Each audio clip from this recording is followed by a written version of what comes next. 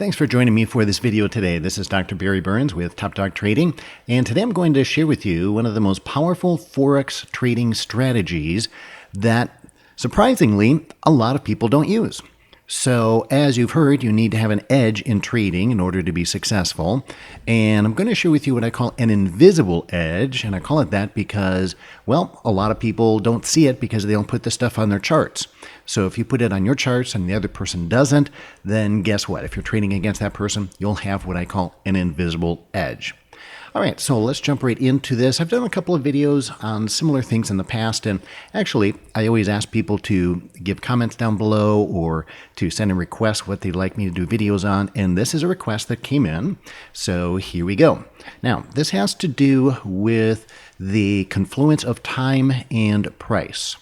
So, charts have two axes on them, right? That's basically it. It's a two-dimensional object. You've got price over here, and you've got time down here. So we have two dimensions, and it's very interesting that very, very few people actually give much weight or have any kind of great timing tool to use on their charts, even though that's 50% of the information. So the key to trading is we want to look for the confluence of not only price levels, but also time zones and where those two come together. So here's how we do it. Go up here to your Fibonacci tool, and we're going to use Fibonacci retracements. Now that's a price tool, so that's measuring price. And we start down here at a major low, and we go to a major high, and there we go. And so you can see it works out pretty good. This is a common tool a lot of people use. So the market did come down here to the 61.8 Fibonacci level. That's the golden ratio. That's the primary ratio. Goes up to 23.6, put in a little bit of a hesitation there, goes back up, and again, that puts in a major low there, and then we get all the way back up here, provides resistance. Okay, so fine, that's great, but that's only one half of the chart. That's the price axis, right? It's measuring price levels, and here you can see the actual, whoops, gotta take that off of there. It measures the actual price at these different levels. Now, these are not the only support resistance levels that can be on a chart. You can be using floor trader pivots, you can be using major swings. So in full disclosure, Fibonacci retracements are not going to catch every single high and low. For example, here's a couple of lows, didn't really quite make it down to the 23.6. And that's okay. We're not expecting that these are the only support resistance levels that there are. But this is a brief tutorial today, so we're going to just work with these. And if you're interested, I have other videos that talk about other types of support resistance you can use as well. All right, but this one is about the confluence of time and price. So now we're going to go up here, and we're going to choose Fibonacci time extensions.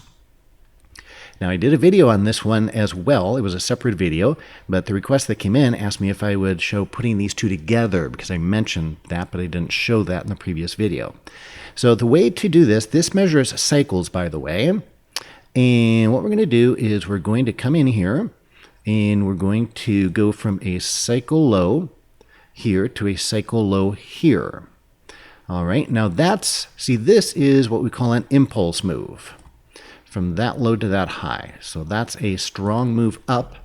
And then the Fibonacci retracements, we're looking at, okay, which level do we expect the market to stop retracing and go back in the direction of the trend? Well, here's the key. So here's where it was, right? That's the low where it was. So now what we have, interestingly, if you look at that briefly, and in fact, let me take my extra little freehand drawing tools off. What we have is a grid. We have a grid. We have horizontal lines and we have vertical lines. Now, many charts come with evenly spaced horizontal and vertical lines already on the chart. You'll notice I never use those. All my charts are just blank, white space, or if you prefer black background. But I don't use those evenly spaced horizontal and vertical lines. Why? Because they don't have any meaning for market movement. So take those off and replace them with this grid. So now, again, you've got a grid, and you can make these lines lighter if you want to. I actually do usually make them lighter just so they're not so prominent. but that's just a personal choice.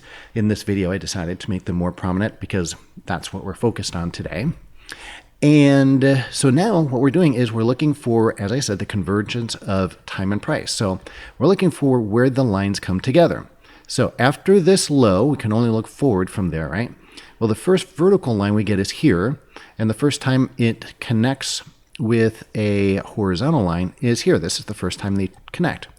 So if you're looking for a place to buy into the resumption of the trend, well, that would be a perfect place and time. It worked very well. Now, what about an exit? Well, where's the next place that a vertical and horizontal line mesh? Which, again, these are not just lines. Remember that this is the confluence of Fibonacci time and Fibonacci price levels. Well, it's right here. And so you get a cross of those two lines. And that's great. Great entry, great exit. Okay, now, if you want to find, again, these time levels can still work.